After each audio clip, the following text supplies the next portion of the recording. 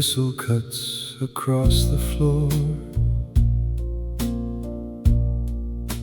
and all the belts begin to slow. I wipe the filings from my hands and hear the motors winding down. Another working day is done. When the machines go still, I can hear myself again. No foreman counting out the hours, no clock deciding what comes next. When the machines go still, I know the work and do it well. I know each lever, mark and sound. But all day long another man has measured out my time and told me when to turn around. Outside the pavement feels like mine. I take the long road if I please. I stop to talk, I change my mind. I spend an hour doing nothing and need no reason for it. When the machines go still, the rest of the day is mine.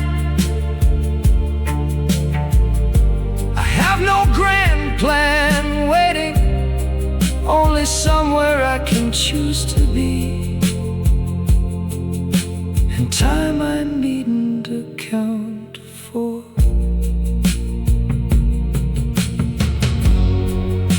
Tomorrow they'll begin again, and I'll be there on time. But for a while the noise is gone, and I can spend the hours exactly as I please.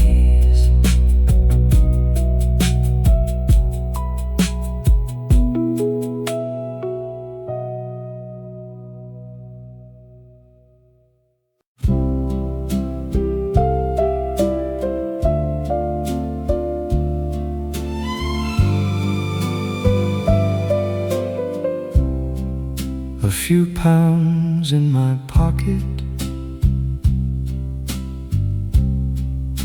a week's pay folded small. Not enough to change the world, but enough to choose my evening, and that's enough for me. A few pounds in my pocket,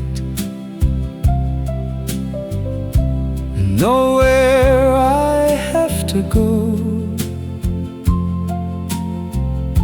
I earned them at the bench all week, so I can spend them how I like, or save them if I choose.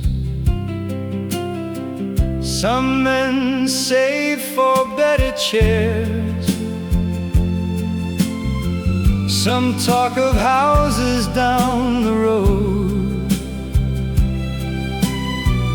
I buy a meal, I buy a round, and leave a little for tomorrow. A few pounds in my pocket, no fortune, no parade, just something with my name on it, for all the hours I worked this week, and now it's mine to spend. I know it won't buy an easier life, or make a hard week disappear,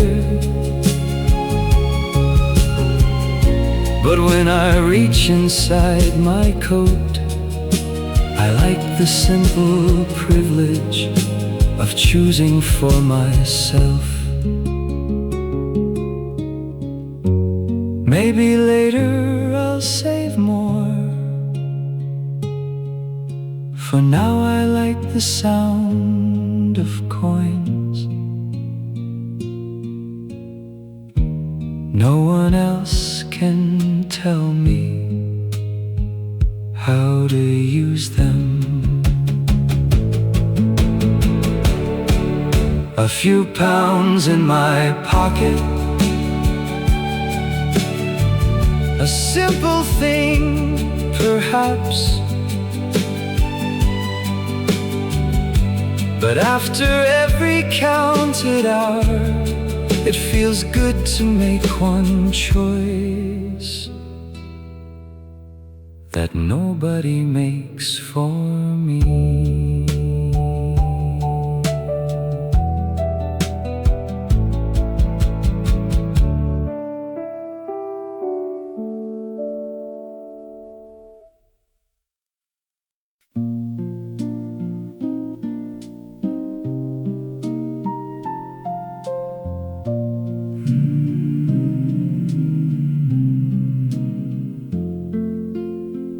I turn the corner after work, with nothing fixed ahead. No table booked, no promise made, no one expecting me, and I liked it that way. Nothing fixed ahead, that's how I wanted it. A street to take at any pace, a chair to choose, a friend to meet, or no one if I pleased. I heard a laugh from down the road, and stayed because it sounded good. Then left before the crowd grew close. No reason had to follow me, no story had to fit. Nothing fixed ahead, no grand adventure,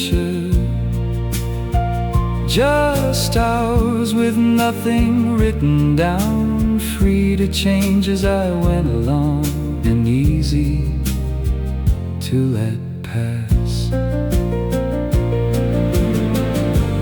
I can make tomorrow's plans when tomorrow comes around. I don't know the future, every free hour I have now. So let the evening take its time, let every turning stay unplanned. The best part isn't where I go, it's knowing I can leave or stay without asking anyone. Nothing fixed ahead, quiet, easy, open, nothing more than time well spent, because the choice was mine from start to finish.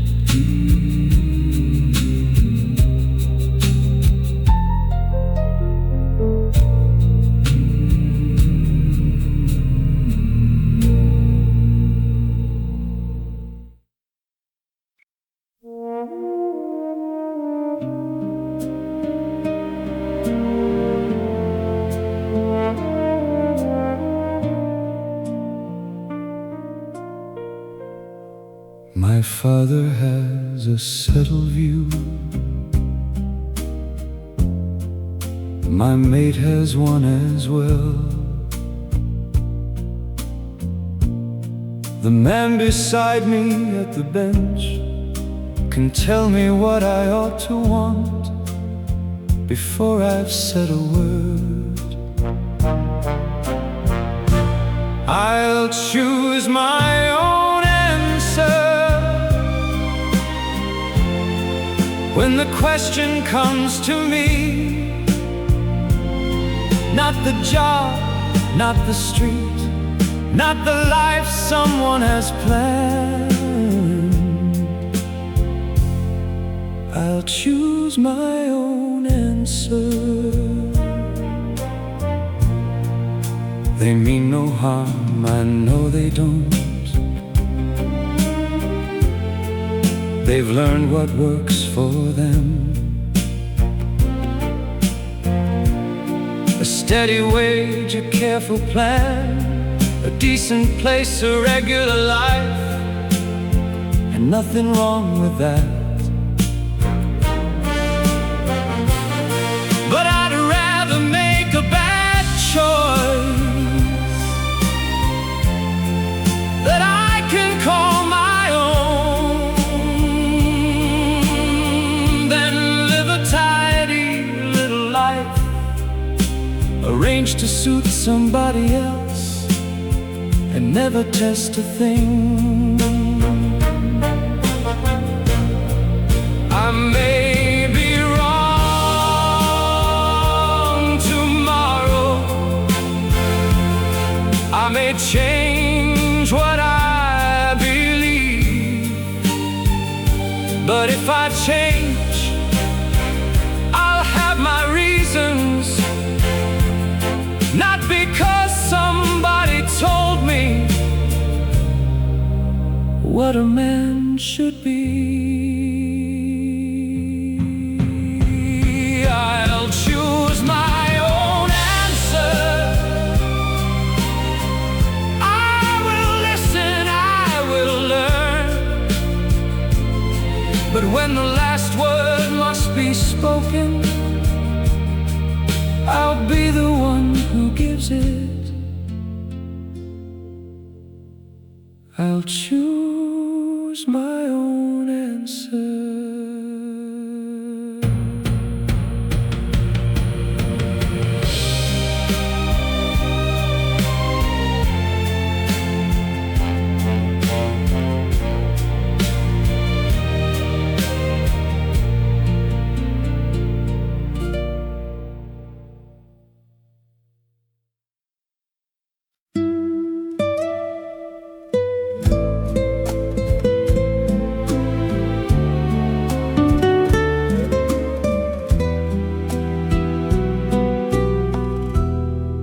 I meant to stay an hour.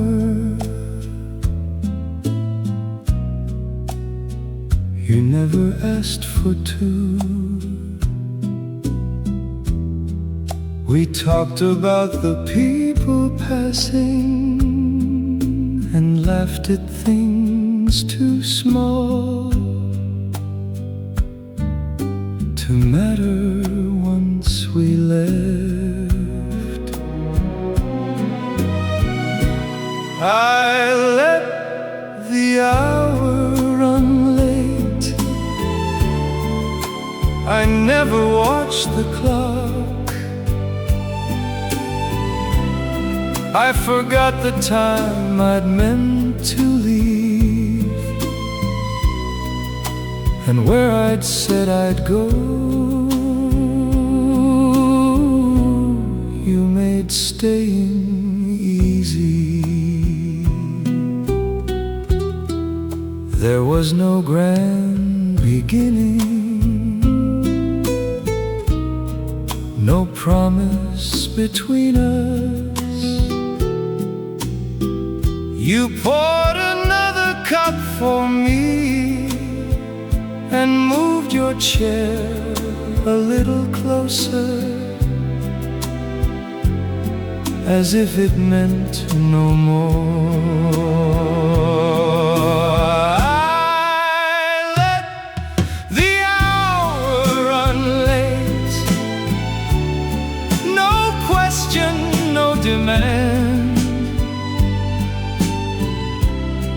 I stayed because the evening felt a little better where you were. And then I stayed again. I used to like the leaving, the clean break of goodbye. But with you I found another thing, the pleasure of one extra hour I hadn't meant to give. I won't name it too soon. I don't know what it is. I only know I let the evening run well past my leaving time, more than once on purpose. I let the hour run late,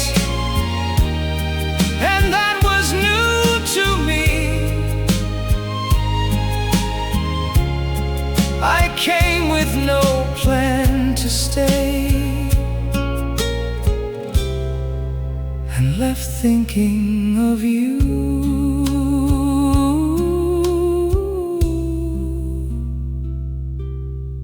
Long after I got home.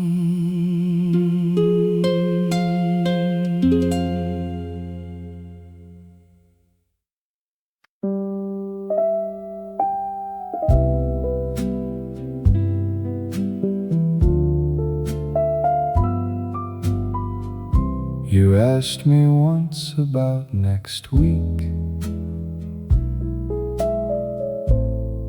I made a joke and changed the tune. I liked the hours we had together and left the rest alone, as though that settled it. Next week never came up, not if I could help it. Why spoil a good and simple thing by asking where it had to go, when this was going well? I knew which nights were easy, which words would keep them so. I kept the future off the table, like a bill that could wait, and thought that made me clever. Next week never came up. You didn't press me then, but a question left unanswered can still be waiting there when next week comes around. A promise isn't the only thing that carries weight ahead. A careless word, a borrowed hour, a choice made without looking, can still come back next week. I thought the future started later, somewhere beyond what I could see. Now I know it can begin before the present evening has even reached goodbye. Next week never came up, that used to suit me fine. Now I hear the question anyway, even when nobody asks it, and I can't laugh it off.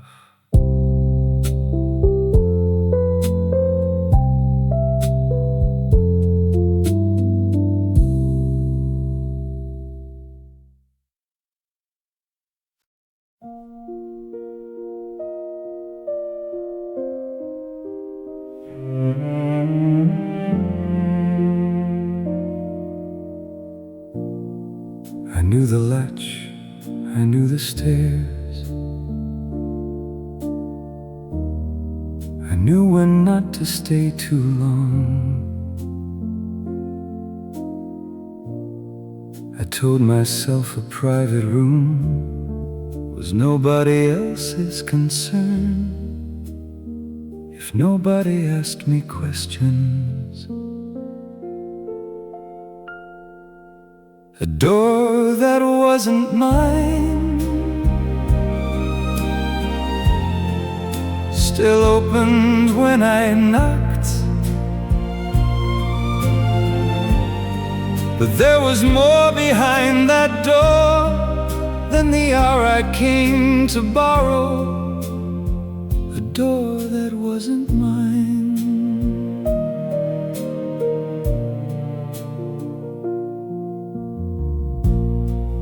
There were coats I didn't hang there, letters I had never read,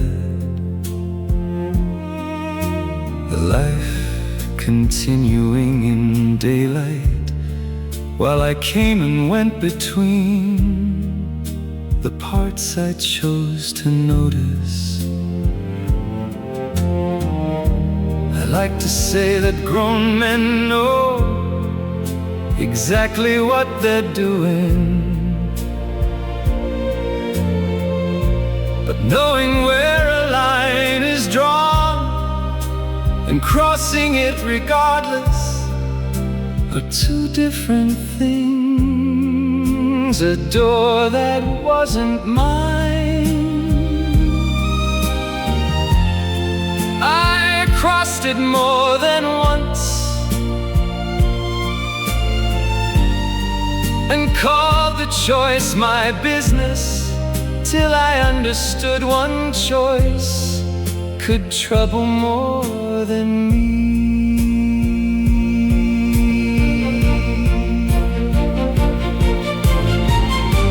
Nothing changed about the handle, nothing changed about the hall,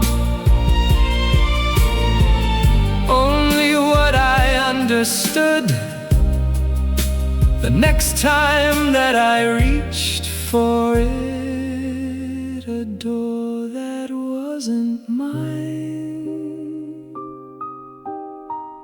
That much was plain at last.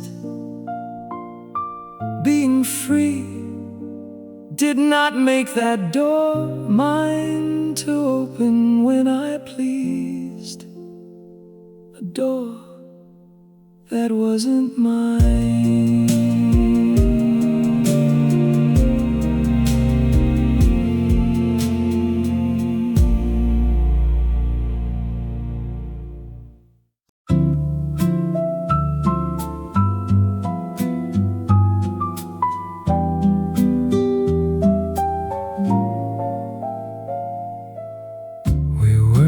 Looking for each other, at least I know I wasn't. You said something or things around us didn't matter for a while. The evening changed with you. The same place, the same street, but I stopped looking past the door for somewhere else to be. The evening changed with you.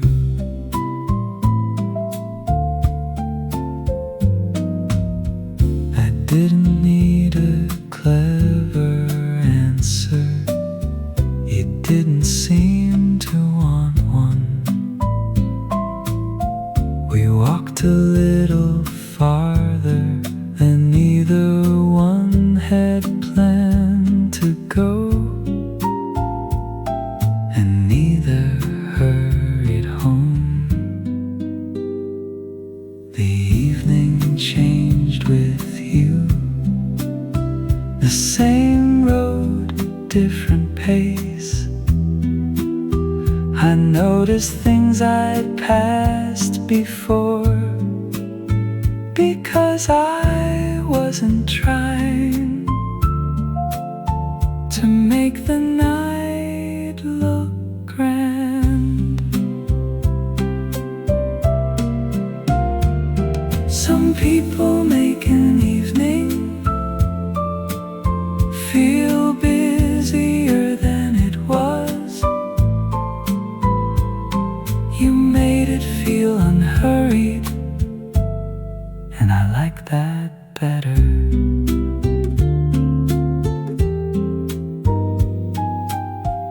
I don't know what comes after, and I won't promise what I don't. But when I think about that evening, I remember being quiet and wanting it to last. The evening changed with you. Not all at once, perhaps, just enough that when I left, I knew I'd want another. The evening changed with you.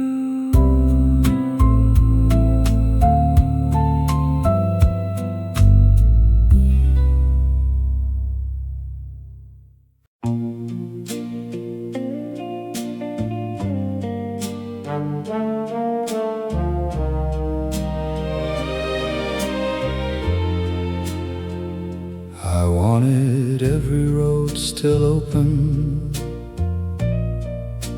and none of them ruled out. I wanted easy afternoons and someone waiting afterward, without asking where I'd been. I left both waiting, while I kept my options open. I kept my coat within my reach and asked somebody else to act as though I'd stay. I called it keeping options, as though a clever name could make two opposite directions meet somewhere in the middle and spare me from deciding. One person knew my laughter, one knew when it was false. I gave each one a different answer and told myself no answer was the fairest thing to give. I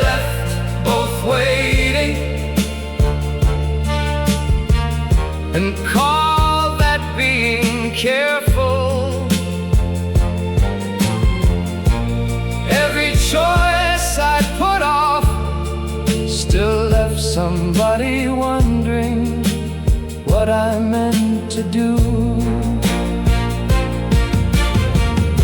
A man can put off choosing only for so long. Sooner or later, saying nothing becomes an answer of its own. I left both waiting. A thought that kept me free. Now I see I made two people carry what I wouldn't choose.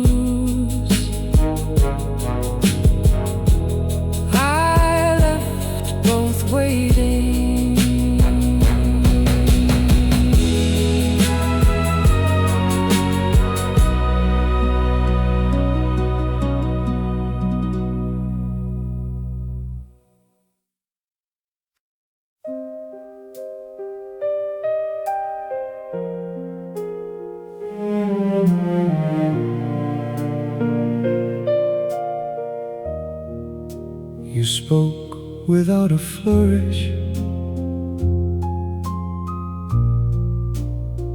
You put the matter plain. I waited for the part where I could laugh and turn it sideways,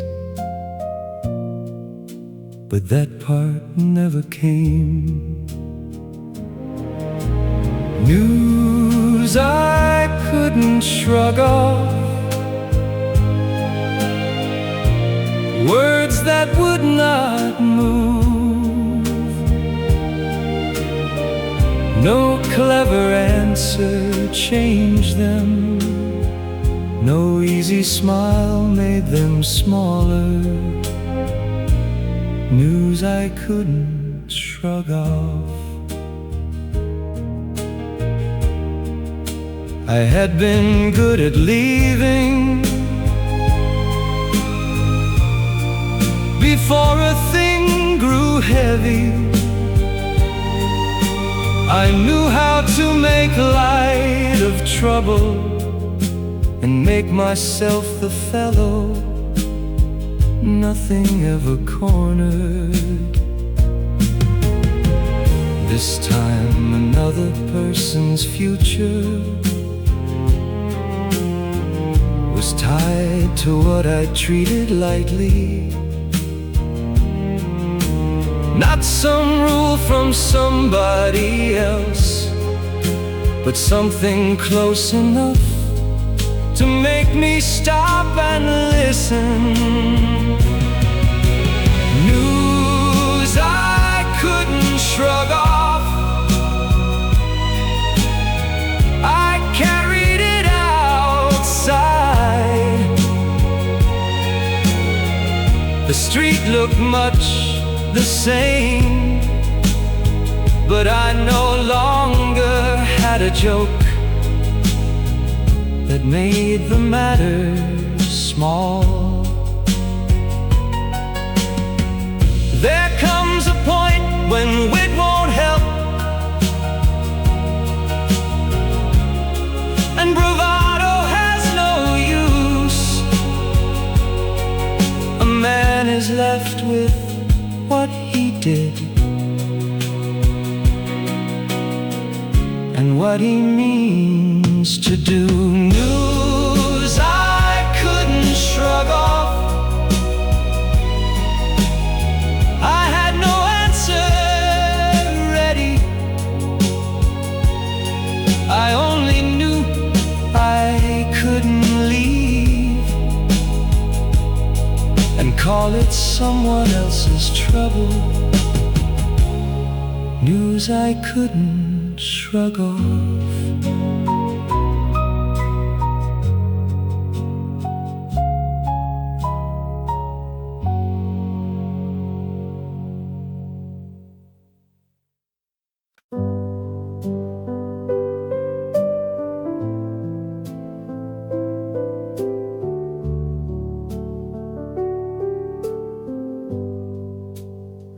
used to have an answer before the question landed, a line for every serious face,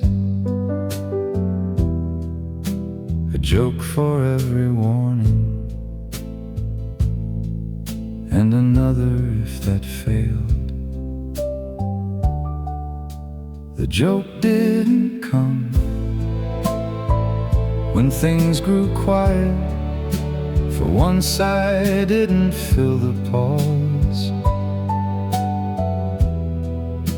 I listened to somebody else. The joke didn't come. It wasn't sudden wisdom. I didn't wake up changed. I simply found some sentences no longer sounded clever when I heard them from myself. Being loud, it served me well until it served me badly. I learned a man can keep his nerve without turning every silence into another speech. The joke didn't come, and that did me no harm. I could keep my own opinion without making everybody hear it twice. I still know what I think. I still say it when it matters. I only learned that sometimes a pause can do more good than one more clever line. The joke didn't come. I heard a little more.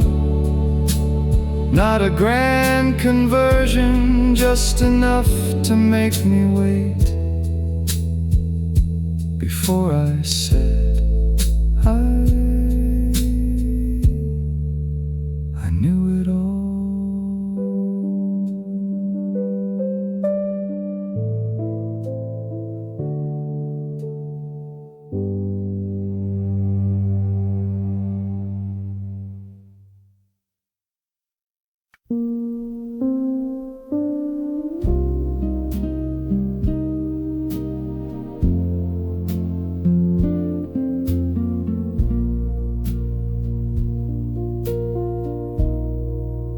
For 2 days I went nowhere, except from chair to window. The street went on without me, and nobody sent a message saying I had missed the world. A little quiet did me good, though I fought it at the start. I had been filling every hour so I wouldn't have to notice what I'd been avoiding.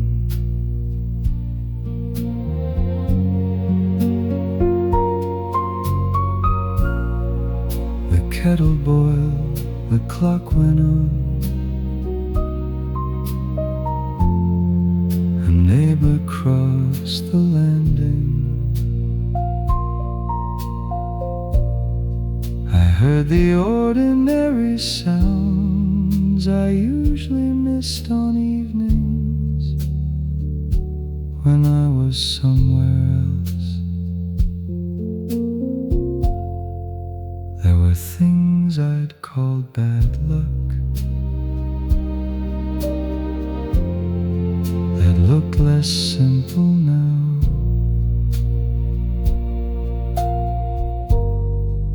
Some of what I'd blamed on others had begun with me as well, whether I liked it or not.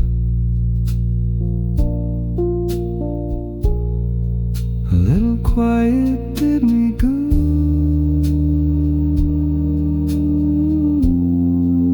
It didn't make me wiser.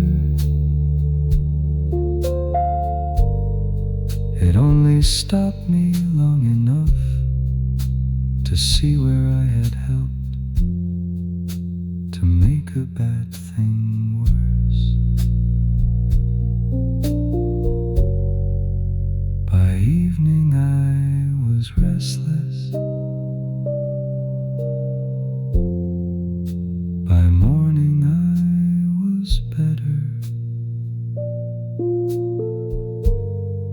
Not because the world had moved, but because I'd stayed in one place long enough to think.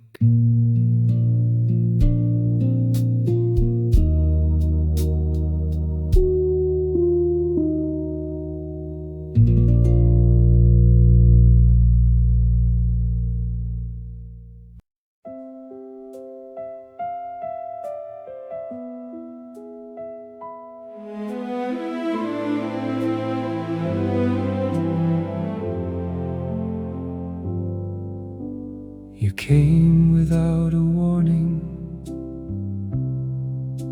and didn't ask for one from me. You brought the paper and some tea, then sat as though the visit needed no explanation. You brought the paper and tea and never asked me why. You didn't sort the right from wrong before you pulled the chair up. You simply came to see me. I had prepared some clever lines in case you asked too much, but you talked about a fellow we both knew from down the road until the lines felt foolish. There is a kind of kindness that catches you off guard, not because it asks too much, but because it asks for nothing and doesn't keep a score. You brought the paper and tea and stayed without a claim. No sermon hid inside the cup, no bargain waited afterward. You simply gave the hour. I thought help always came with somebody's opinion. You made help look as simple as turning up and sitting down until the hour was gone. You brought the paper and tea, and when you rose to leave, I couldn't find a clever line, so I said I'd see you soon, and meant it more than usual.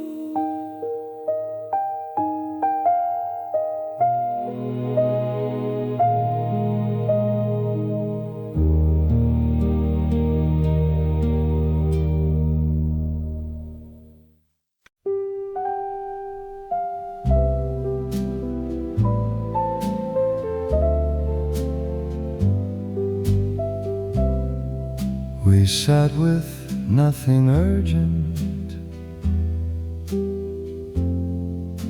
and nowhere else to be.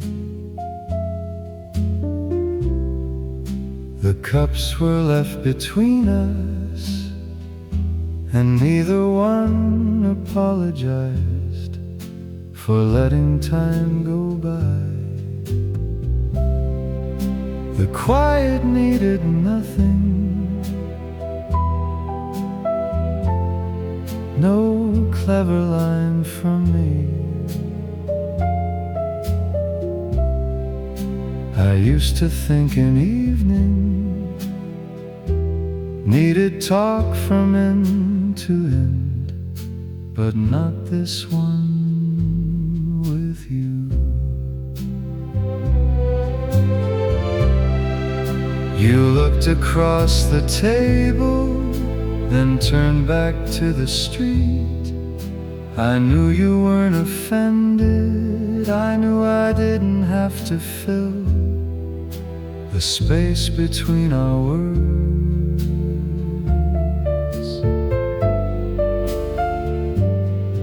Some quiet means somebody is looking for a way to leave. Some quiet only means nobody needs to hurry. Ours was easy like that. The quiet needed nothing. So I let the minutes rest. Nothing had to be impressive, nothing had to happen next for me to want to stay. Maybe comfort isn't grand, maybe that's the point. A chair, a quiet table, and someone you don't have to entertain.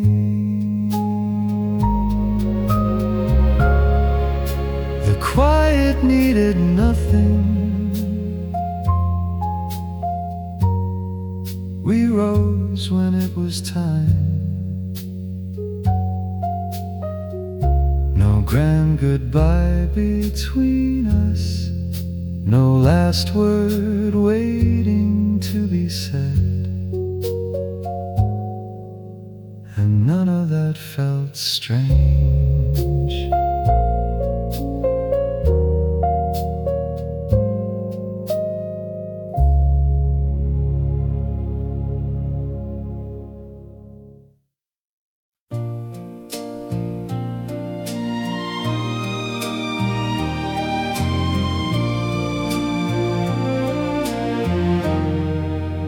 Over supper you described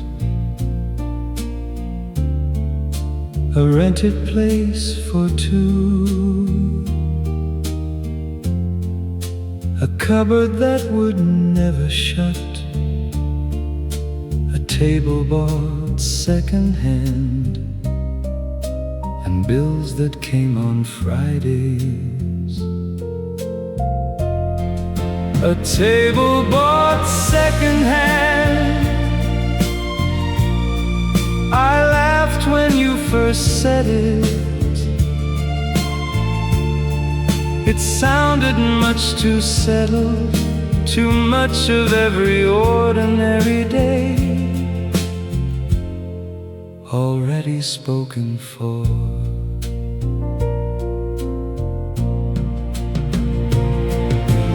While you talked, I saw myself coming home by the same road, knowing where my coat would hang, knowing who might hear the story I'd been saving since the morning. I nearly made a joke of it. The old reply came easy, but something something made me leave it there and listen to the little things I used to call a trap.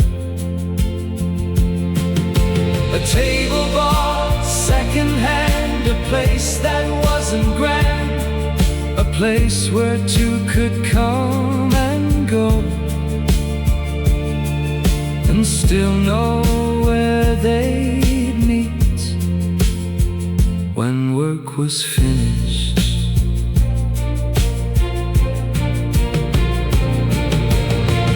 I haven't promised anything, I haven't chosen yet. I only heard one ordinary future and found I could imagine it without wanting to turn away. A table bought secondhand, I can't imagine that. Not every wall is a prison, not every plan is made for me by somebody else.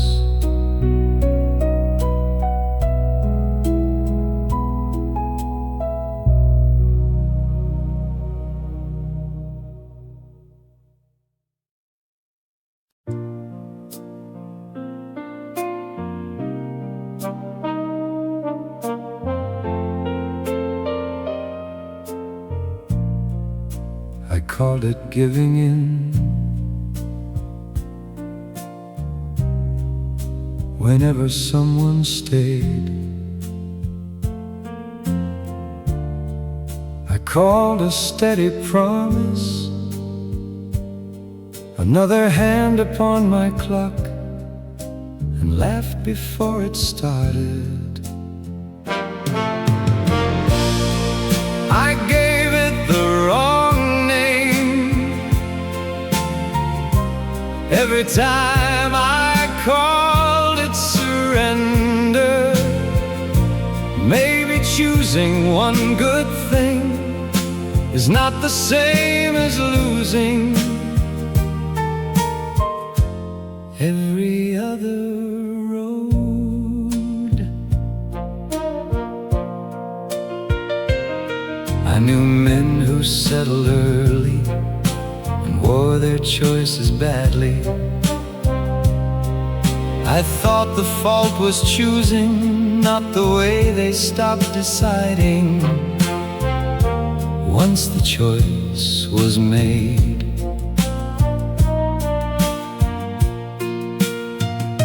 there is a difference, I think,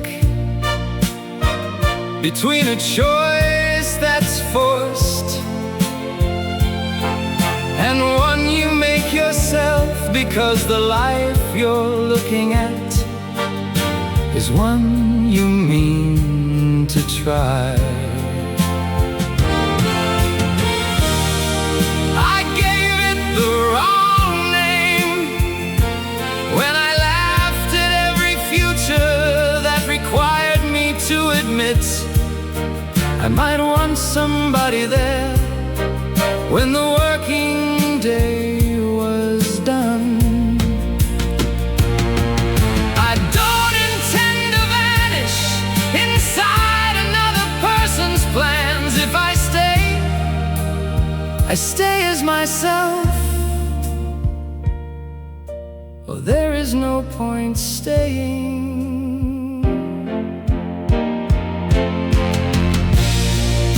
I gave it the wrong name, I won't call it victory either. It's simply choosing with my eyes open and staying as myself inside the choice I made.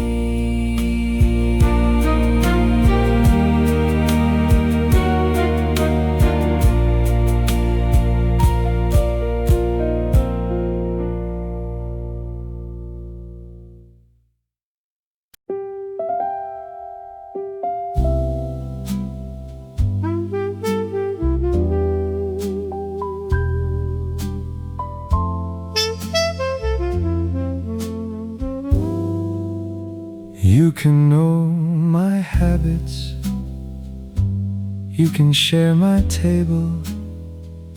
You can tell when I am tired before I've said a thing, and still hear me disagree. We can disagree at supper. You can laugh and shake your head. I can tell you why I think it and still pass the bread to you. We can disagree at supper. I don't need you agreeing with every foolish notion, and I won't nod at yours just to keep the peace between us. That isn't peace to me. We can take separate roads and meet again for supper. We can change each other's plans without turning either life into a copy of the other. We can disagree at supper and still finish every plate. That's not a crack between us. It's two people at one table with enough to talk about. I used to guard myself by leaving. Now I know another way. I can stay beside somebody and still have things to say. We can disagree at supper and mean no harm by it. I can choose to stay beside you without saying yes to everything. We can disagree at supper.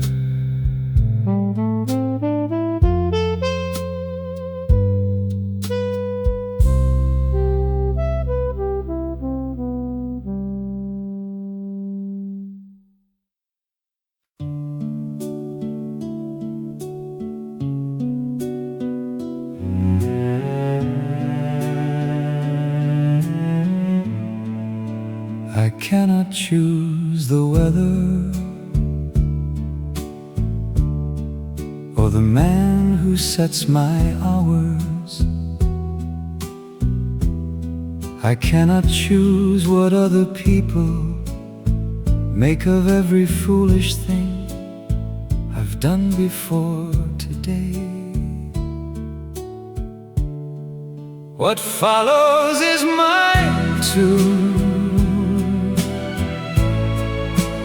If I make the choice myself,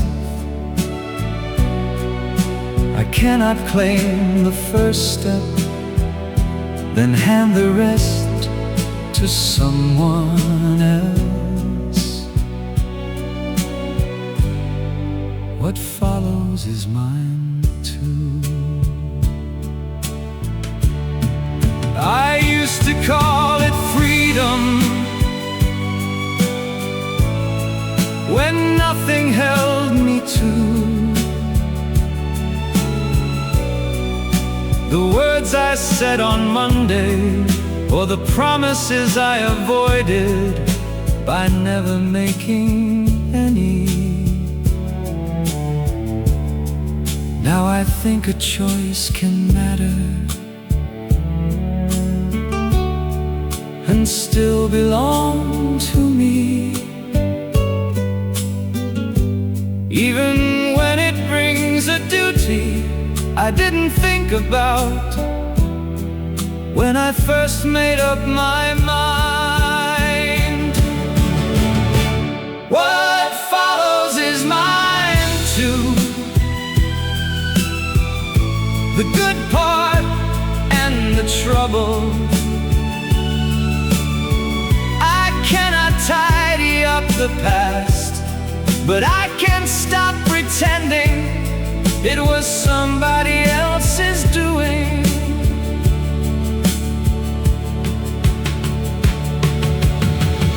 There isn't always a perfect road.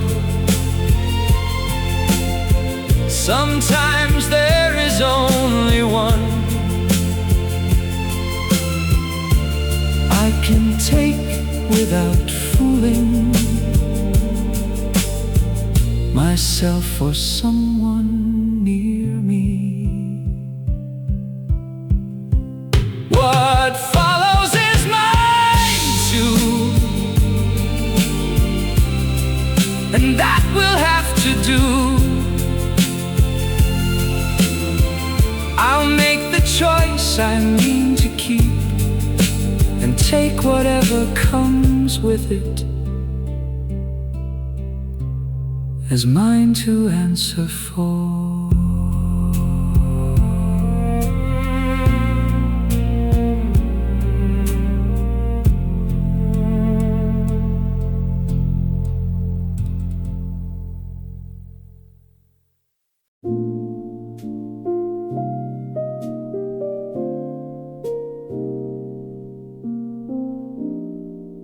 I used to like an empty room,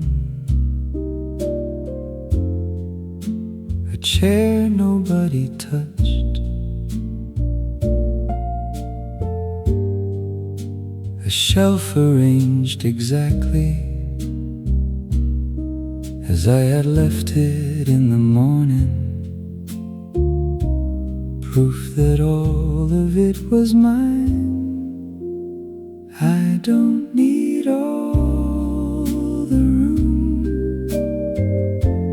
Hang your coat beside my jacket, put your cup next to mine, move the chair if you need it. I don't need all the room.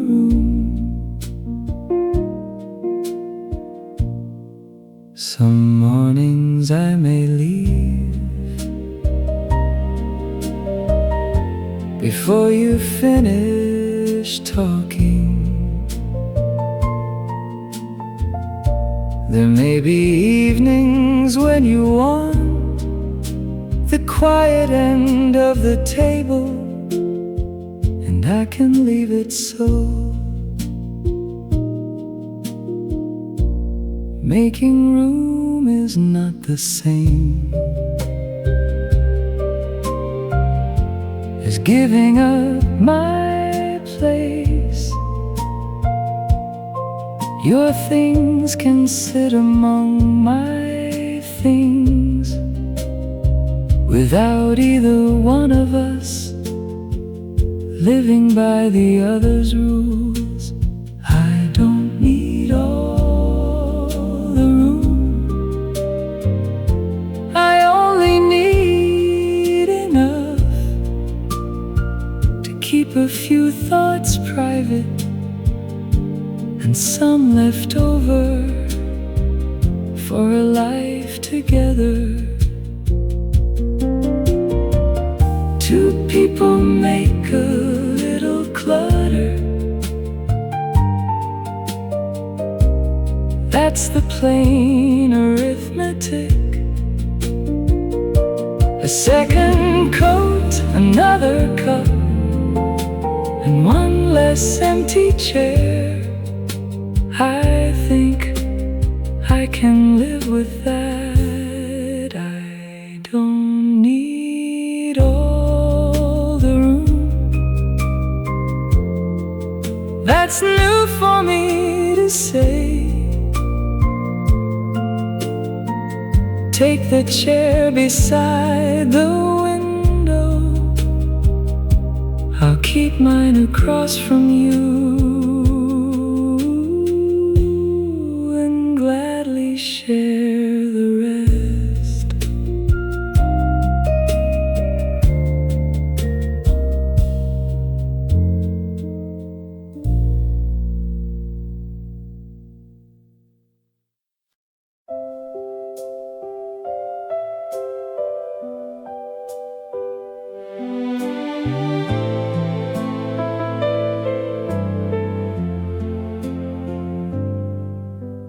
Once I counted freedom from the minute work was done. A wage folded in my pocket, a road with no one waiting, and an answer owed to none. The part of life that's mine is more than hours after work, more than choosing where I spend them, more than leaving when I please. The part of life that's mine, it includes choices I regret, the people they have touched, words I cannot take back, and what I choose from here when leaving would be easier.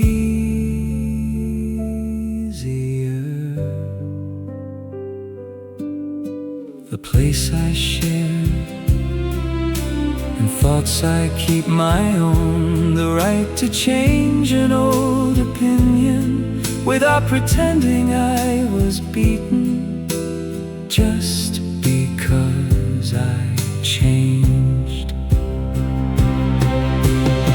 I can make a promise freely, I can stay because I mean it, I can answer for a bad choice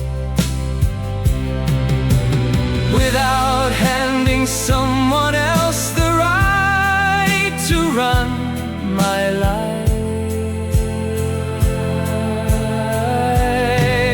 The part of life that's mine has weight as well as pleasure. My work, my time, the choice to stay, the person standing next to me, the part of life that's mine. Tomorrow the whistle starts again, I'll answer when it does. When it stops I have choices, and whatever choice I make will be mine to answer for.